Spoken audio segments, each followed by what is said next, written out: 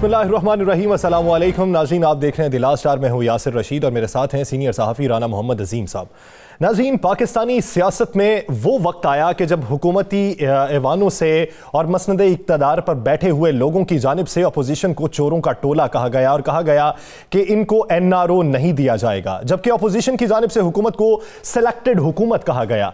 और फिर बात इस नहज तक आन पहुंची कि दोनों जानिब से बंद गली में सियासत पहुंच चुकी थी, आगे का रास्ता दिखाई नहीं देता था, दोनों जानिब से एक दूसरे को NRO ना देने की बातें होती रहीं। ऐसे में मुस्लिम लीग फंक्शनल के रहनुमा मोहम्मद अली दुरानी अपोजिशन लीडर शहबाज शरीफ से जेल में मुलाकात करते हैं। उस मुलाकात के बाद तासुर जो देखने में आता है वो ऐसा ही लगता है कि जैसे पाकिस्तानी सियासी माहौल के लिए ये ठंडी हवा का झोंका होगा, सियासत में कुछ नरमी आएगी, जो पारा हाई था वो कुछ कम हो पाएगा। तो अब तक की उसकी डेवलपमेंट क्या रही, कितनी मुलाकातें हुई और आइंदा के नताइज क्या होंगे, इसी पर बात करने के लिए सीनियर सियासतदान मुस्लिम लीग के रहनुमा मोहम्मद अली दुरानी साहब ने हमें ज्वाइन किया है। दुरानी साहब, बहुत शुक्रिया आपके वक्त का। दुरानी साहब, सियासत कभी कभार ऐसे मौकों पर पहुंच जाती है, उस नहज पर ले आती है कि जहां से एक दूसरे के साथ मुज़ाकरात के अलावा कोई दूसरा रास्ता अपनाया नहीं जा सकता। तो मौजूदा सूरत हाल भी ऐसी ही है। आपने मुलाकात की सबसे पहले शहबाज शरीफ साहब से, जिस पर बहुत से एतराज़ात भी उठे, उनकी अपनी जवाब में भी, लेकिन आप क्या समझते हैं कि उस मुलाकात का नतीजा अब तक क्या रहा? क्या मुस्तकबिल के अंदर मजीद मुलाकातें होने के इम्कानात हैं या फिर यह सिलसिला यहीं पर रुक जाएगा? बिस्मिल्लाहिर्रहमानिर्रहीम। अच्छा, बुनियादी बात जिस चीज़ की आपने शुरू में ही वही बात कह दी कि टकराव, जब मैंने वहां भी यही बात कही थी कि अगर कोई चीज़ टकराव की तरफ जाएगी तो उसका नुकसान किसी एक पार्टी को नहीं होगा बल्कि दोनों को नुकसान होगा। इसी तरह अगर दर्जा हरारत बढ़ेगा तो उससे जो आग लगेगी उसमें सब जलेंगे। तो क्यों ना किसी नुकसान से पहले ही वो काम कर लिया जाए जो कम समझने वाले लोग नुकसान के बाद किया करते हैं, और जो तारीख और अपने मुल्क से मोहब्बत करने वाले लोग होते हैं वो उस नुकसान से पहले कर लिया करते हैं। तो ये पैगाम लेके, ये इनिशिएटिव लेके मैं इंतहाई रूहानी बैकिंग के साथ पीर साहब की दुआओं के साथ मैंने इस सफ़र को शुरू किया। और आज अगर जब मैं पीछे मुड़ के देखता हूँ, मैं ज़्यादा बात नहीं करता किससे मिला किससे नहीं मिला, क्या बात हुई, हर एक की अपनी अपनी वो होती हैं। लेकिन अगर आप नताइज को देखें तो मैं यकीनी तौर पे कह सकता हूँ कि जो वो 25 तारीख को जो टेम्परेचर था, आज उससे 5, 10, 15, 20, 25 डिग्री टेम्परेचर कम हो चुका हुआ है। उस वक़्त इस्तीफ़ों की जंग जो है वो बिल्कुल तलवार की तरह सर पे खड़ी थी। उस वक़्त लॉन्ग मार्च की तैयारियां जो है वो जोरों पे थी। आज मैं ये नहीं कह रहा कि ये सब चीजें अवॉइड हो गई हैं, लेकिन मैं ये कहता हूं कि कम से कम इनके अंदर एक थोड़ा सा वक्त का तासुर और थोड़ा सा टेम्परेचर की कमी जरूर आई है। मैं ये नहीं कहता कि टकराव की हिद्दत कम हो गई है, लेकिन आप खुद एनालिसिस करके देख सकते हैं कि मैंने एक चीज पे एतराज उठाया था कि अल्फाज की शिद्दत और हिद्दत इतनी ज्यादा है कि वो आग भड़काने वाली लगती है, और ये कोई मुस्बत चीज नहीं है। आज मैं जब देखता हूं टॉक शोज में, बाकी दोनों अतराफ ने इस चीज को एक्नॉलेज किया है और अल्फाज के बजाय अब मुस्कुराहटों में बैठ के अपनी अपनी आरा दी जाती हैं। ये एक मुस्बत तब्दीली है। इस्तीफों का मैंने आपको पहले ही बता दिया, और एक डायलॉग भी शुरू हो चुका है, बहुत ही इंटरेस्टिंग डायलॉग है, और वो डायलॉग पार्टीज के अंदर शुरू हो गया है। अब देखें, मुस्लिम लीग के अंदर भी अब इस वक्त एक डायलॉग है। अब्बासी साहब इंग्लैंड गए हैं, वहां से पैगाम लेके आए हैं, पार्टी के अंदर एक निगोसिएशन का अमल शुरू हुआ है। इसी तरह हुकूमत के अंदर भी जो है, जो इस वक्त एक माहौल है, उसमें अब डायलॉग की बात शराइत के साथ डेफिनेटली की जाती है। तो मैं ये समझता हूं कि इस सारे अमल के नतीजे के अंदर मुल्क के अंदर टकराव की कैफियत खत्म नहीं हुई, लेकिन कम जरूर हुई। और अब एक और बहुत इंटरेस्टिंग डेवलपमेंट हुई है, जो कि सेनेट के इलेक्शंस के सिलसिले में जब सुप्रीम कोर्ट में गए हैं हुकूमत, तो सुप्रीम कोर्ट ने जो बात की है वो भी वही बात है जो मैंने बाहर निकल के भी कही थी कि हमें इश्यूज को पार्लियामेंट की तरफ लेके जाना चाहिए। सुप्रीम कोर्ट ने भी यही मशवरा दिया है कि भाई आप अपने तमाम जो पॉलिटिकल और कॉन्स्टिट्यूशनल इश्यूज हैं उनको बैक टू पार्लियामेंट लेके जाएं। तो मुझे ये लग रहा है कि ये एक टकराव की शिद्दत की कमी के बाद जो अगला स्टेप मुझे होता नजर आ रहा है वो ये है कि इंशाल्लाह दोबारा से पार्लियामेंट की बिल्डिंग आबाद होगी और वहां पर एक आईनी और कानूनी हदूद के अंदर उम्मीद है कि एक ऐसा अमल शुरू होगा जिसमें शिद्दत जो पाकिस्तान के अंदर सियासी खुश्क माहौल हो चुका है, सर्द माहौल हो चुका है, बड़ा सख्त माहौल हो चुका है, या इससे पहले नहीं था, इसकी वजूहात क्या है? और दूसरा मुझे बताइएगा, क्या आपके इन मामलात के हवाले से कोई मियां नवाज शरीफ से भी राब्ते हुए हैं? देखिए, मेरे तो अभी राब्ते, वैसे मैं तो अपने राब्तों को बहुत ही हकीर सा समझता हूं। मैं तो राब्तों से ज्यादा दुआएं करता रहता हूं हमेशा कि अल्लाह ताला जो है वो इस मुल्क और इस मुल्क के अवाम और इस मुल्क की क़यादत के ऊपर जो है अल्लाह ताला वो रोशनी खोले जहनों की, जो कि जहनों को बंद करने के बजाय खोलने का सबब। आमीन। एहतसाब की जहां तक बात है, आपको हमेशा मेरा पता है कि मैं एहतसाब के, शदीद एहतसाब के हक में हूं, लेकिन मैं समझता हूं कि एहतसाब को अदालत के फैसले की शक्ल में होना चाहिए, बयानात की शक्ल में नहीं होना चाहिए। मैं ये समझता हूं कि चोर जब तक सजा ना हो जाए वो मुल्जिम होता है, उनको मुजरिम बनाने के लिए तेज तरीन इंसाफ होना चाहिए, लेकिन इस तरह से कि उसके नतीजे में हुकूमत ना विंडिक्टिव लगे और ना उसके नतीजे में जो मुजरिम हैं वो मजलूम बन के पब्लिक ये तो ठीक हो गया, ये सबकी ख्वाहिश है दुरानी साहब, ये सबकी ख्वाहिश है। मैं ये पूछना चाह रहा था, क्या मियां नवाज शरीफ से राब्ता हुआ? जो एक शख्स वहां से मिलकर शख्सियत वापस आई है, क्या उसके जाने से पहले उनसे आपकी वो बातचीत? अब्बासी साहब देखें जी, अब्बासी साहब तो यकीनन गए थे, नहीं मेरी कोई बातचीत नहीं हुई, और अब्बासी साहब गए थे और उसके नतीजे में वो वहां से डेफिनेटली कोई मुस्बत पैगामात लेके आए होंगे। मैंने असल में जब डायलॉग शुरू किया था रफसत, तो मैंने ये कहा था कि ये ट्रैक 2 डायलॉग है, इसमें हम चीज़ों को सरफेस पे नहीं ला सकेंगे, शायद हम बहुत सी बातों को कह भी नहीं सकेंगे, बहुत से जो राब्ते होंगे उनका इजहार भी नहीं कर सकेंगे, क्योंकि मैं आपसे नहीं कहता कि इजहार करें, लेकिन अल्लाह जानता, लेकिन हमेशा जिस तरह आप सियासत में करते थे, या मैं तो आपका बड़ा पुराना चाहने वाला हूं, जिस तरह होता था मुस्कुरा के बता दे कितने के राब्ते हुए। अल्लाह आपको जिंदगी दे। मैं ये आपकी मुस्कुराहट आ गई है। राब्तों से ज्यादा नताइज पे नजर रखें। तो क्या अगर नताइज अच्छे आ रहे हैं तो मैं समझता हूं दुरानी साहब, जब आपने मियां शहबाज शरीफ से मुलाकात की तो एक बड़ा सवाल उठा और बहुत से लोगों से पूछा गया, हमने भी पूछा, और एक सवाल है, क्या आपको इन राब्तों के बाद हुकूमती सतह पर किसी ने राब्ता किया? क्या आप सिर्फ एक साइड पे खेल रहे हैं या दोनों साइड को मनाने की कोशिश कर रहे हैं?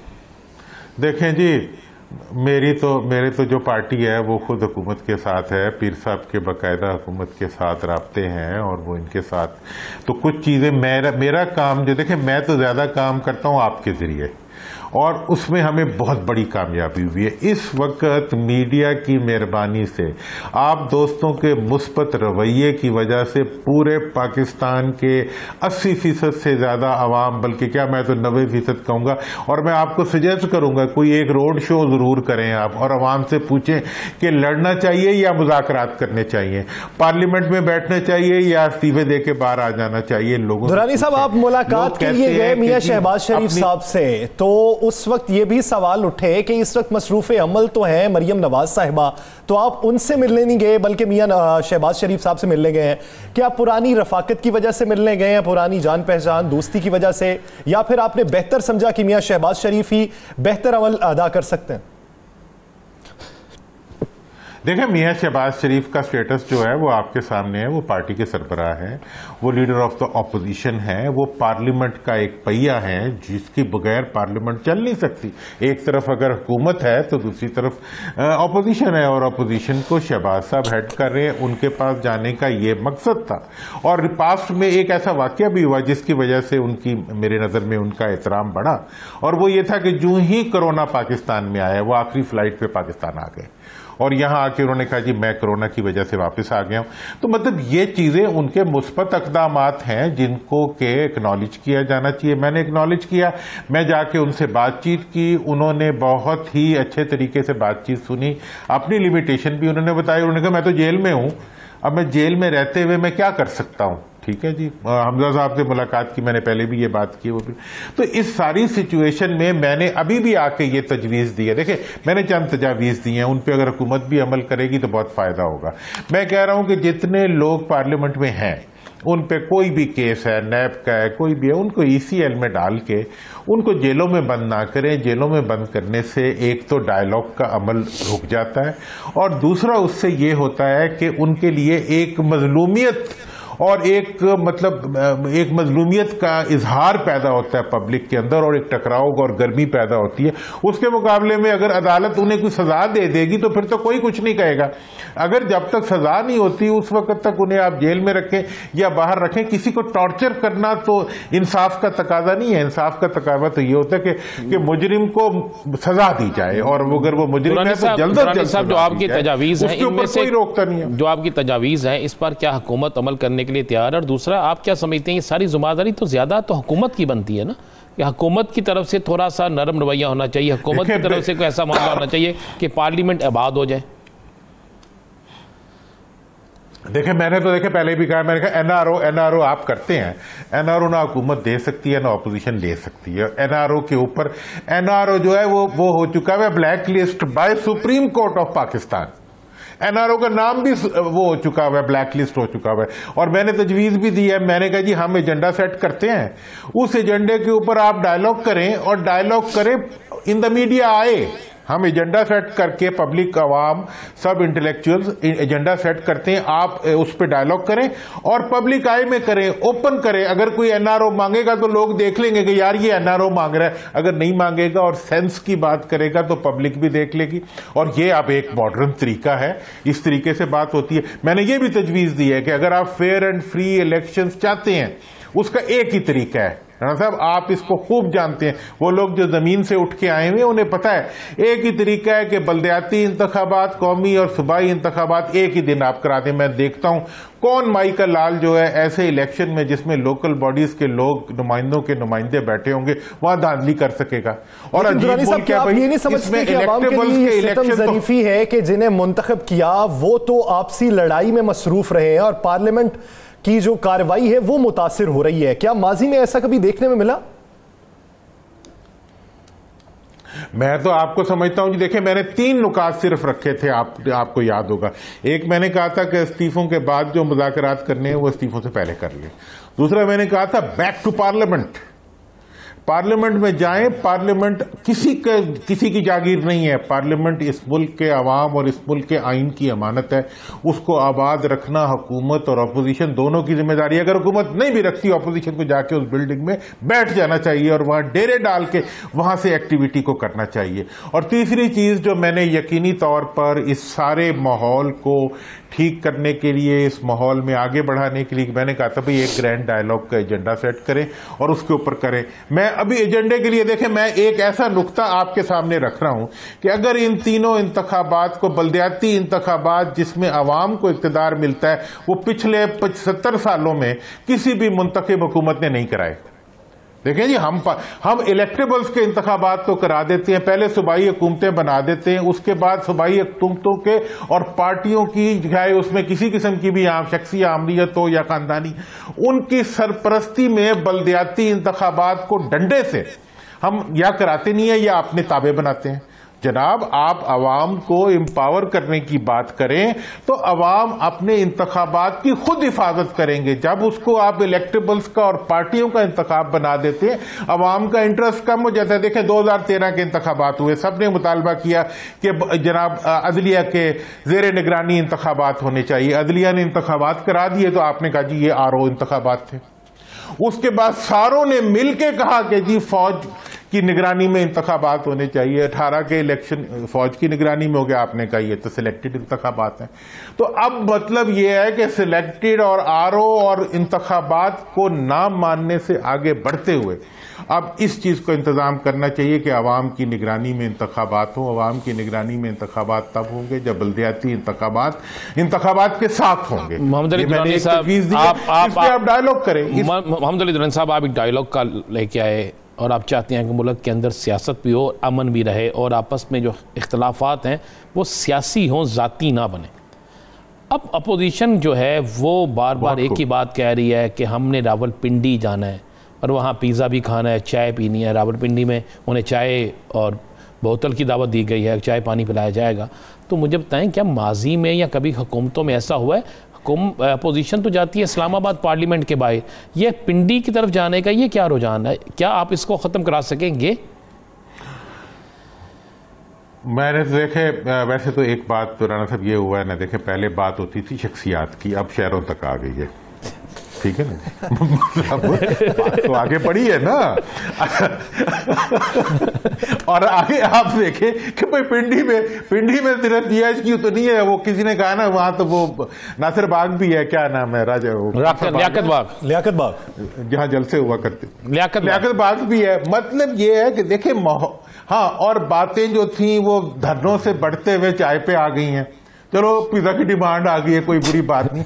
देखिए माहौल में से तनाव कम हो रहा है और इसको, और हंसते हुए बात हो रही है। पहले तो गुस्से में बात होती थी, अब हंसते हुए बात हो रही है। तो ये एक मुस्बत चीज है। दुरानी साहब, आप क्या समझते हैं कि तीन बड़ी जमातें हैं पीडीएम में, पीपी, जेयूआईफे और पाकिस्तान मुस्लिम लीग नून, तो ये तनाव कम करने में बढ़ के किरदार कौन अदा करेगा? देखें जी, इन तीनों में से बढ़ के देखें, माजरत के साथ हर पार्टी जो होती है ना वो अपने इंटरेस्ट में भी काम कर रही होती है। अभी मैं ऐसी पोजीशन में नहीं हूं कि मैं इस पे कोई कमेंट कर सकूं, लेकिन मैं ये करता हूं, मेरा ये ख्याल है कि सबसे बड़ा रोल जो होगा ना इस तनाव को कम करने में वो आवाम का होगा, और अभी भी आवाम का है। मैं आपको, मेरे पास इंफॉर्मेशन है जिसकी बुनियाद के ऊपर मैं कह रहा हूं कि पिछले 25 से लेके अब तक जो माहौल में तनाव कम हुआ है, जो लोगों ने इल्फाज की शिद्दत को कम, मैंने कहा था कॉपी राइटर बैठे हुए आग लिख रहे हैं सबके लिए और हर कोई आग उगल रहा है, और आज आप रात को टीवी लगाएंगे आपको फर्क सीधा महसूस हो जाएगा। देखिए दुरानी साहब, आपने कहा कि प्रेशर आवाम का है। हमने आपसे 3 सियासी जमातों का पूछा, आप कह रहे हैं कि आप इस पोजीशन में नहीं है। चले हम आपसे एक पूछ लेते हैं, हाँ या ना कर दीजिएगा, क्या पीपल्स पार्टी इन तीनों सियासी जमातों में से अपने मकासद पहले हासिल नहीं कर चुकी? कुछ आगे नहीं चली गई मकासद हासिल करने में? जिस तरह आपने कहा हर सियासी जमात है। देखिए जो वो किसी ने कल मेरे से परसों पूछा और उन्होंने कहा जी आपके ख्याल में इमरान खान साहब अपनी मुद्दत पूरी कर लेंगे? मैंने कहा ये बिल्कुल इमरान खान साहब के हाथ में है। इसी तरह मैं ये कहूंगा कि देखिए ये हर पार्टी के अपने हाथ में होता है कि वो अपने पत्तों को कितनी अच्छे तरीके पे खेलते हैं।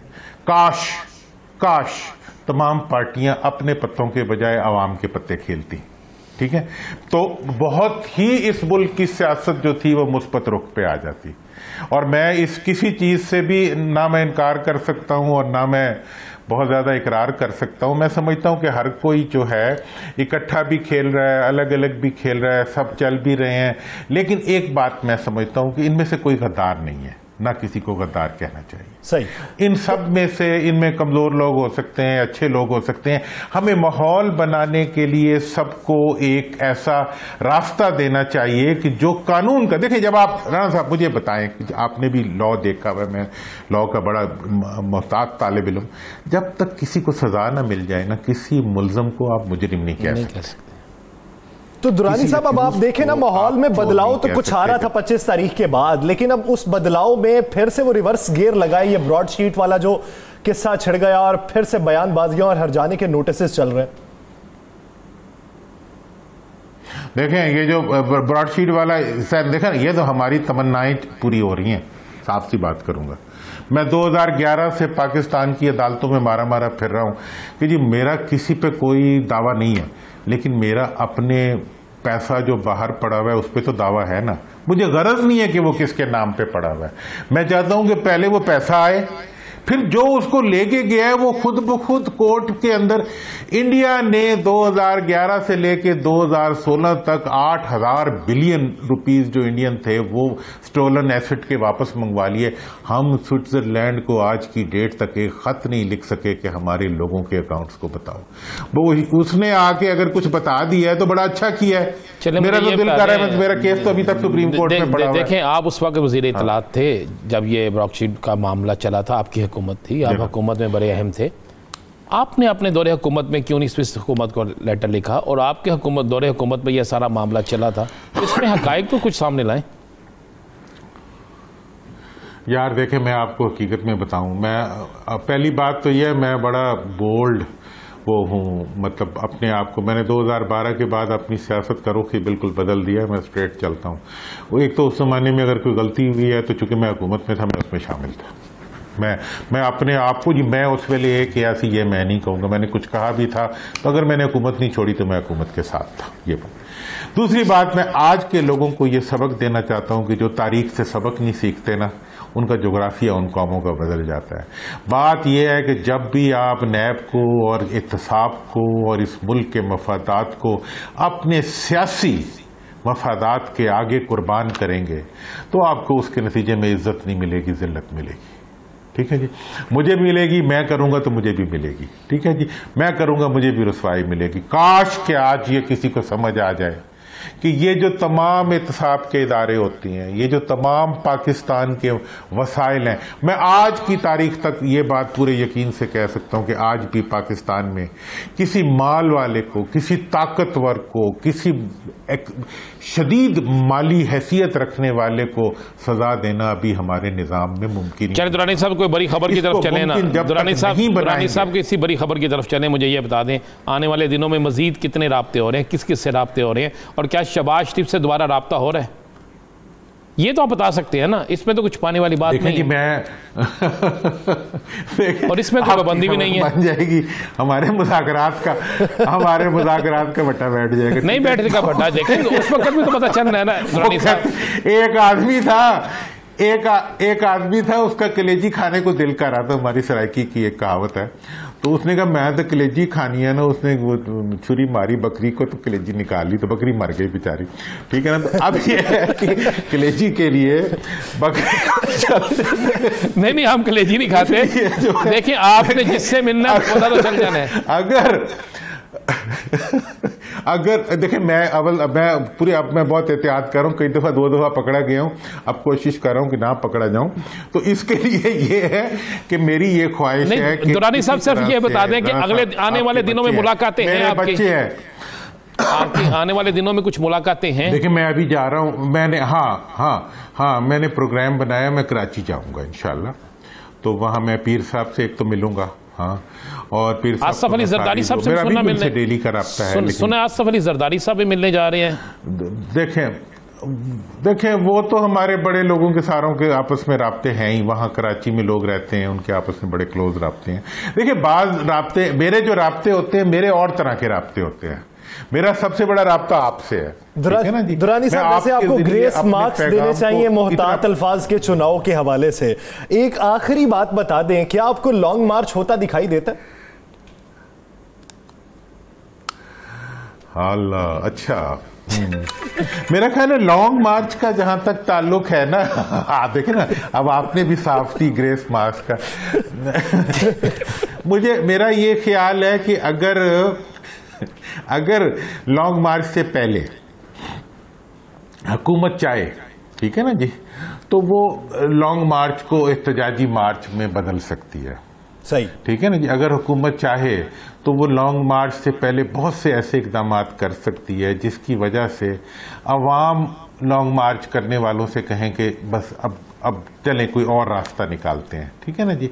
लेकिन अगर शिद्दत और हिद्दत को मैं आज आपसे कहता हूं, देखें ना जी, आज हुकूमत ऐलान कर दे कि जितने सियासी कैदी हैं हम उनको रिहा करते हैं, वो ECL पे रहेंगे, उन पे मुकदमे शदीद चलेंगे, लेकिन उन सबको हम छोड़ते हैं कि वो आए और हमारे से बातचीत करें। हम रिहाई तो दूर की बात दुरानी साहब, प्रोडक्शन ऑर्डर ना जहां पे जारी हो वहां पे आप रिहाई को कैसे सोच सकते हैं?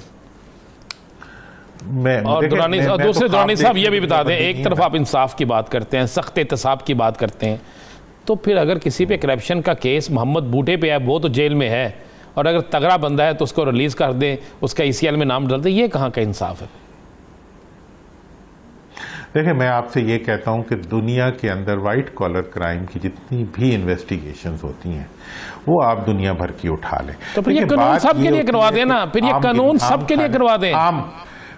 मैं सबके लिए कह रहा हूं, मैं यही कह रहा हूं कि आप आम खाएं, पेड़ गिनने से आगे बढ़े। मतलब यह है कि इस वक्त तक पाकिस्तान के अंदर हमारे दौर से लेके आज तक एहतसाब के नाम पे जिसको भी अंदर रखा गया है उसको सजा नहीं दी गई। जब सजा नहीं आप देते तो वो बाहर निकलता है तो पहले से बड़ा लीडर। मोहम्मद बूटा तो बूटा ही रहता है, सजा मिले या ना मिले। ये जब बाहर निकलता है तो ये शतीर बन जाता है। यानी अगर आपने किसी पे इल्जामात लगाए हैं तो प्रोसिक्यूशन मजबूत होनी चाहिए, मेरे पास दलाइल मुदल्लल होने चाहिए और करार वाकई सजा मिलनी चाहिए। अगर आप एहतसाब कर रहे हैं किसी का तो उम्मीद करते हैं ऐसी वजहदारी मतलूब है पाकिस्तान की सियासत में और पाकिस्तानी सियासतदानों में भी पाई जाए, ताकि पाकिस्तानी जो सियासी माहौल है वो खुशगवार माहौल की जानिब गामजन हो सके। बहुत शुक्रिया मोहम्मद अली दुरानी साहब इस हवाले से अपना वक्त देने के लिए। नाज़रीन, एक शॉर्ट ब्रेक के बाद बात करेंगे लाहौर में बढ़ते के ढेर पर और उस पर हुकूमती इकदामात और मौक़िफ़ पर। हमें ज्वाइन करेंगे मियां असलम इकबाल साहब। Stay with us.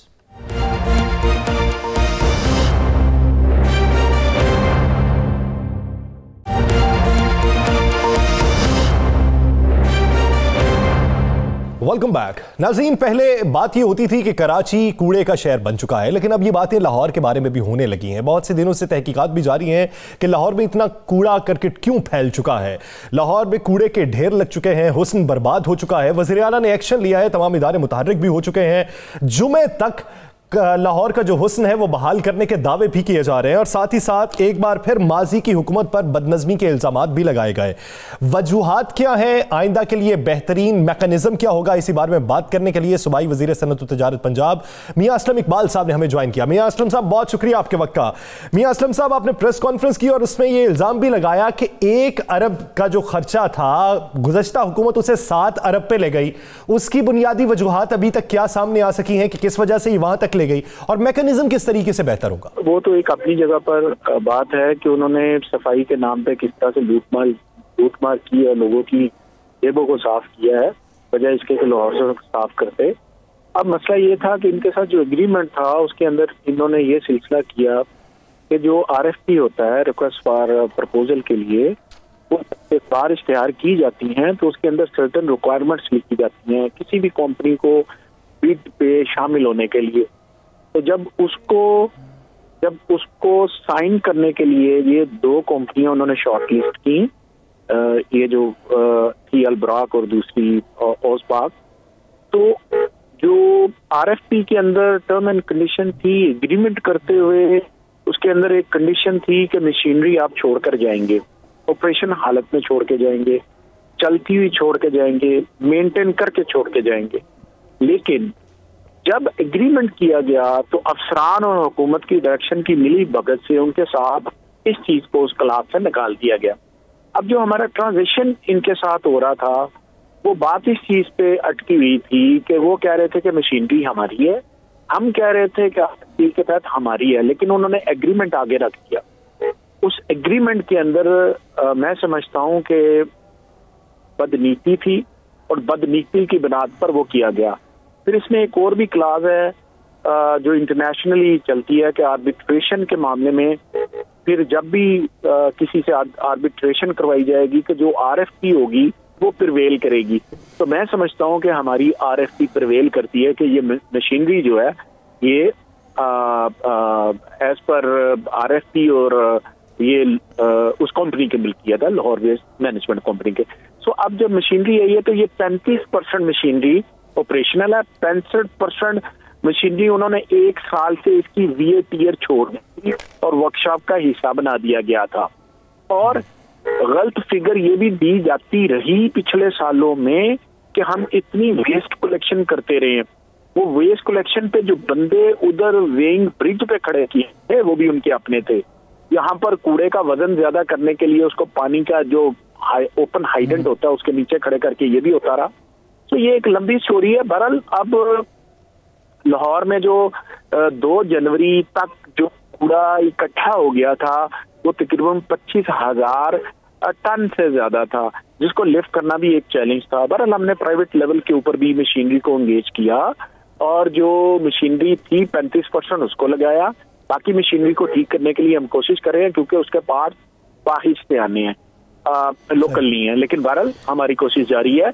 अब आज की तारीख तक हम 24,000 टन से ज्यादा कूड़ा जो बैकलॉग था वो उठा चुके। रोजाना जो 5,000 टन पैदा होता है वो एक अलहदा है, लेकिन 25,000 टन में से हम 24,000 उठा चुके। मियां साहब, मुश्किल टारगेट आपको दे दिया जाता है, जोड़ तोड़ का हो, किसी को नीचे लाना है, ऊपर करना है, मुश्किल टारगेट दे दिया। ये भी एक बड़ा मुश्किल टारगेट आपको दे दिया गया। सियासी गंद साफ करते करते आप किसी और दूसरी गंदगी को साफ करने की तरफ चल पड़े, कहीं की कुछ साजिश तो नहीं है? क्या सियासी गंद बच जाए और ये आपको इसकी तरफ लगा दिया जाए? देखें, इसमें सर गुजारिश ये है कि कभी ऐसा नहीं हुआ कि अगर फर्ज करें सफाई नहीं हुई। मिसाल देता हूँ कि किसी इलाके में 3 दिन ड्यू टू सम रीजन अगर वर्कर हड़ताल कर गए हैं, तो ये कभी नहीं हुआ कि गंद को उठा के बाकायदा तौर पर मेन रोड के दरमियान में जो मीडियन होता है, जिसको हम डिवाइडर बोलते हैं, उसके ऊपर बड़ा जोड़ के जैसे स्टैकिंग की जाती है। ये पूरी तरह एक मनज़्ज़म तरीके से एक कंपेन लाई गई ताकि लोगों को बताया जाए कि जनाब वो खांदे सन लांदे भी सन। लेकिन इस चीज को बाहर निकलने के लिए अब हमने सीसीटीवी कैमरा सेफ सिटी के हवाले से हम सारी चीजें देख रहे हैं।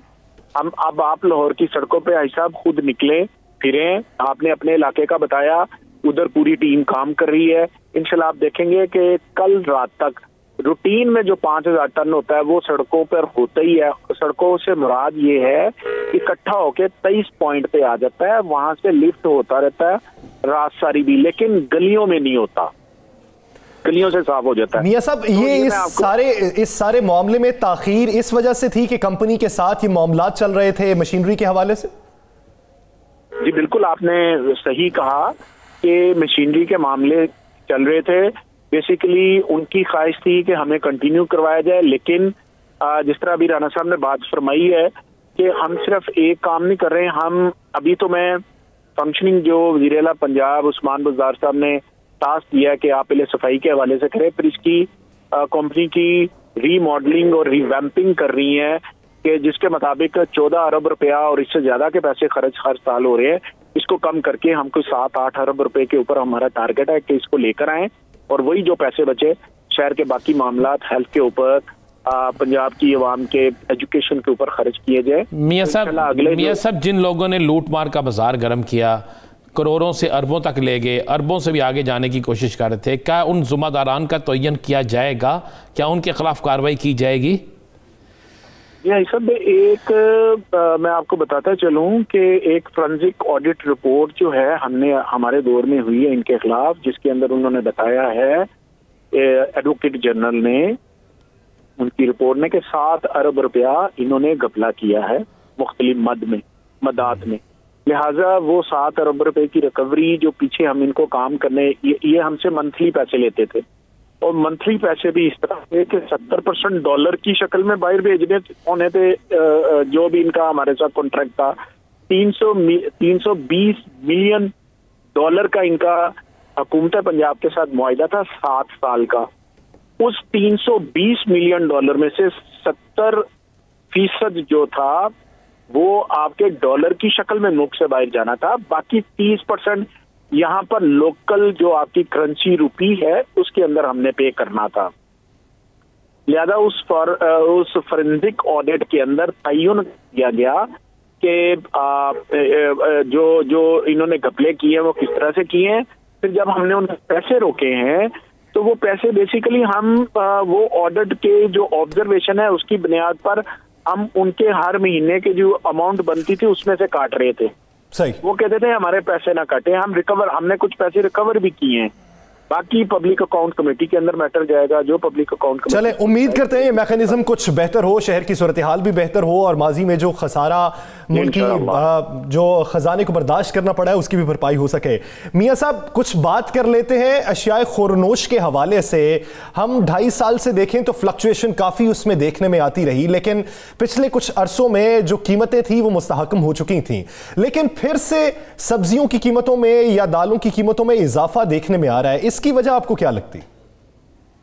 देखिए सर, इसमें 2 एक चीजें मैं आपके सामने देखें। जो लोकल लेवल के ऊपर आपकी फसलें होती हैं उसमें तो इतनी फ्लक्चुएशन नहीं है, उसमें प्राइस तकरीबन ठीक रहती है। लेकिन दालें क्योंकि ज्यादातर हम डिपेंडेंट हैं इंपोर्ट के ऊपर, तो इंटरनेशनल मार्केट के अंदर दालों की जब कीमतें बढ़ती हैं तो इंपोर्टर जब मंगवाता है तो उसके असरात आते हैं। लेकिन उसके बावजूद मैं ये बात तस्लीम करने में कोई आर महसूस नहीं करता कि आर्टिफिशियल जो प्राइस हाइक है वो भी यहाँ पर बैठा हुआ ताजर करता है।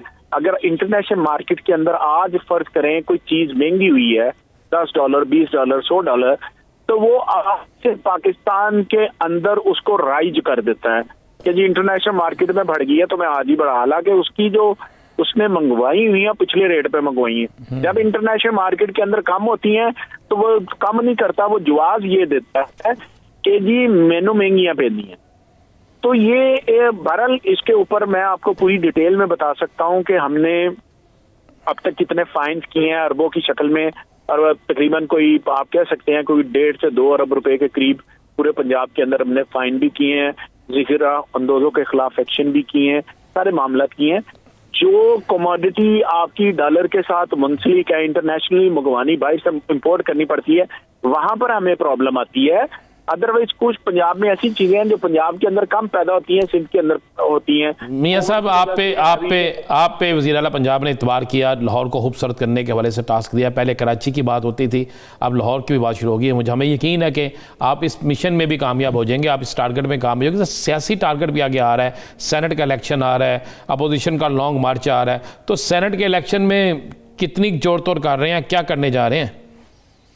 अच्छा देखें, जहां तक जोड़ तोड़ का ताल्लुक है वो तो एज ए पॉलिटिकल एक वर्कर मैं नहीं समझता कि इस तरह की कोई जोड़ तोड़ होनी चाहिए। आपको याद होगा कि प्राइम मिनिस्टर पाकिस्तान ने जब हम अपोजिशन में थे तो केपी के अंदर उनको पता चला तो उन्होंने अपने सारे के सारे एमपीएस को निकाल बाहर किया, और उस वक्त किया जब इलेक्शन सर के ऊपर थे। इस पर बिलीव नहीं करते हम, हॉर्स ट्रेडिंग बिलीव नहीं करते। नाज़रीन, सेनेट इलेक्शन की बात हो रही थी, जैसा कि मियां असलम इकबाल साहब का कहना था कि सेनेट इलेक्शन में हॉर्स ट्रेडिंग पर हम बिलीव नहीं करते। एक सियासी कारकुन होने के नाते मैं जोड़ तोड़ पर भी यकीन नहीं रखता। लेकिन नाज़रीन, सेनेट इलेक्शन के हवाले से पाकिस्तान मुस्लिम लीग नून के अंदर क्या कोई रस्साकशी की जंग भी जारी है? टिकट देने का इख्तियार किसके पास होगा? मरियम नवाज साहिबा के पास या फिर जो सदर हैं मियां शहबाज शरीफ साहब उनके पास? राना साहब, इख्तियार तो अगर आईनी तौर पर देखा जाए, जमाती तौर पर देखा जाए तो शहबाज शरीफ साहब के पास होना चाहिए, तो क्या शहबाज शरीफ साहब के पास ही है? बिल्कुल नहीं है जी, बिल्कुल नहीं है। ये देखें ना, ये पंजाब के अंदर 2 नशिस्तों पे जिन पे इलेक्शन हो रहे हैं, क्या उस बोर्ड के अंदर जो लोग बैठे थे उसके अलावा शहबाज शरीफ साहब से जेल में जाकर या तारीख पेशी के मौके पर कोई मुशावरत की गई? बिल्कुल नहीं की गई। और मज़े वाली बात यह है कि जिन लोगों को ये नशिस्तें दी जानी थी उनके नाम भी पहले सामने आ चुके थे, हमने ही ब्रेक किए थे। तो वो कहाँ से निकले थे? वो मरियम के इज़राइल से निकले थे। मरियम नवाज शरीफ के जो करीबी हल्के हैं उन्होंने हमें ये बताए थे। तो अब आगे सेनेट का इलेक्शन, ये बड़ा इलेक्शन है। देखिए, मियाँ शहबाज शरीफ भी चाहते हैं कि उनकी लॉबी से तलक रखने वाले उनके जो लोग हैं वो इस इलेक्शन में आए। मरियम हर सूरत में चाहती है कि वो लोग इस इलेक्शन में आए जो मियां नवाज शरीफ के बयानिए से मुतफिक हो, जो मरियम के साथ जो है बिल्कुल ठीक हो, जो मरियम की लॉबी से तलक रखते हो। तो अब मुस्लिम लीग नून के अंदर रस्साकशी शुरू हो गई है। इमरान साहब, आप तो कह रहे थे कि शहबाज शरीफ साहब एक्टिव हो चुके हैं, तो क्या वो टिकट देने के मामले में एक्टिव नहीं होंगे? बिल्कुल एक्टिव हो चुके हैं। मैंने इस पर मैं तो कह रहा हूँ 100%, इसलिए वो एक्टिव हो गया ना। एक उनकी सदारत जाती नजर आ रही थी, दूसरों ने समझ आ गई कि आगे आ रहे हैं इलेक्शन, इन इलेक्शन में अगर उनके लोगों को सीटें नहीं मिलती तो फिर क्या होगा? अब हो क्या रहा है? अब कहा यह गया, मैं आपको यह मुसद्दका इतला देता हूं, मियां नवाज शरीफ को यह कहा गया कि मियां साहब पिछले सेनेट के इलेक्शन में जुबैर गुल आपके उम्मीदवार थे और आपके उम्मीदवार पंजाब में हार गए।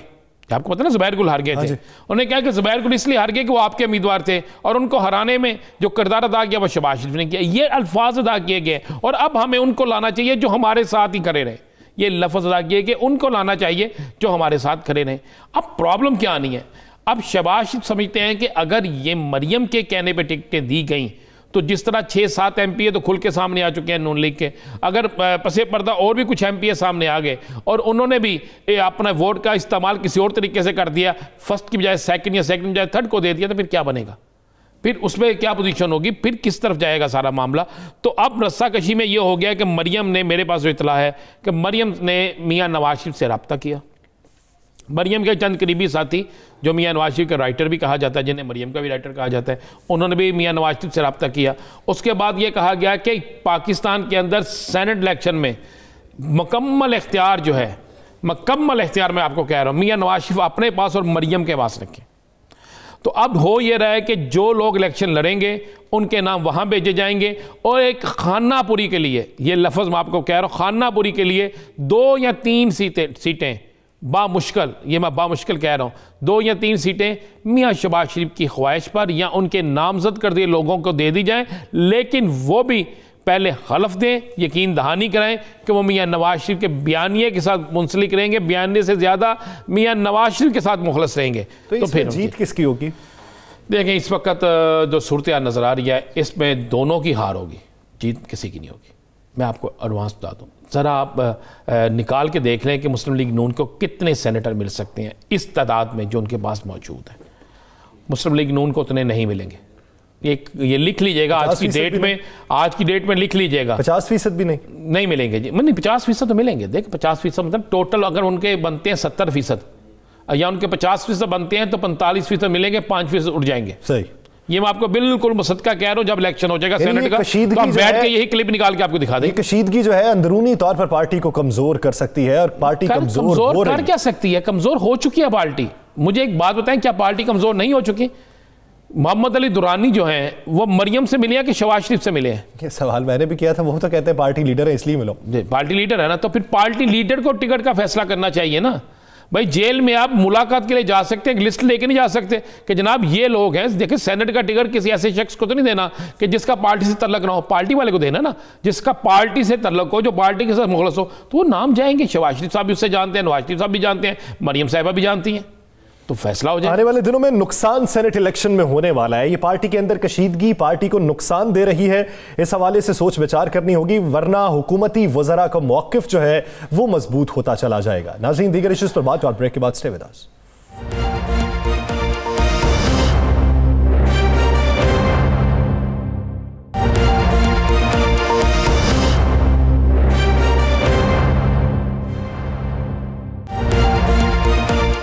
Welcome back. नाज़रीन, जैसा कि ब्रेक पहले हम जिक्र कर रहे थे कि मियां मोहम्मद नवाज शरीफ जो है उनके करीबी साथियों ने मशवरा दिया है कि हमें अपने साथियों को साथ में लाना होगा जो पार्टी के साथ खड़े रहें, पार्टी बयानिए के साथ खड़े रहें और आपके बयानिए के साथ खड़े रहें।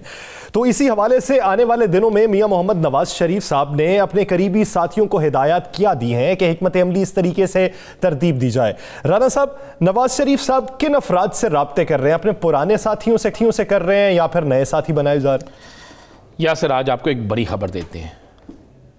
मियां मोहम्मद नवाज शरीफ जो हैं, आखिरकार उन्होंने उन लोगों से राब्ते शुरू कर दिए जिनके खिलाफ बड़े सख्त अल्फाज इस्तेमाल करते थे, जिनके खिलाफ सख्त तरीन ज़बान इस्तेमाल कर रहे थे।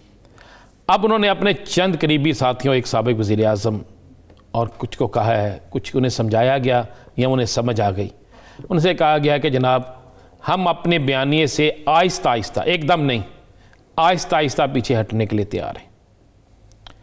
वो बयानिया जो गलत था उनका, वो बयानिया जो पाकिस्तान के ख़िलाफ़ था, उन्होंने कहा जी हम थोड़ी थोड़ी नरमी लाएंगे, पीछे हटते जाएंगे, सियासी लड़ाई लड़ेंगे, लेकिन हमें सिर्फ ये यकीन दहानी करा दें कि किसी तरीके से मरियम को कुछ नहीं होगा, उनके केसेस बंद हो जाएंगे, या उनके केसेस जो हैं, मैं ये नहीं कह सकता कोई डील दे दी जाए, यानी थोड़ी नरमी कर दी जाए उन्हें और उसे बाहर भेज दिया जाए, ये भी एक ऑप्शन इस्तेमाल किया जाए। और उन्होंने कहा आप जाके कोशिश करें और 2023 तक हम सियासी लड़ाई लड़ेंगे और उसके बाद जो इलेक्शन आएंगे उसमें हमारी जमात जो है उसको डिस्टर्ब ना किया जाए। ये नहीं कहा, तो ये तो पता उन्हें कि फेवर मिलनी नहीं, किसी तरह किसी जमात को भी नहीं मिलनी, जो मेरिट पे आएगी वो इलेक्शन जीत जाएगी। उन्हें कहा डिस्टर्ब ना किया जाए। और ये आपको मुसद्दका बात कह रहा हूँ कि जिन लोगों को ये कहा गया है, उन्हें कहा गया है कि जिस वक्त आप हमें बिल्कुल इशारा करेंगे कि हमारी बात हो गई है, तो उसके बाद हमारा बयानिया सीधा हुकूमत के खिलाफ चला जाएगा। और को कौन समझाएगा? देखें जी, मौलाना को कौन समझाएगा?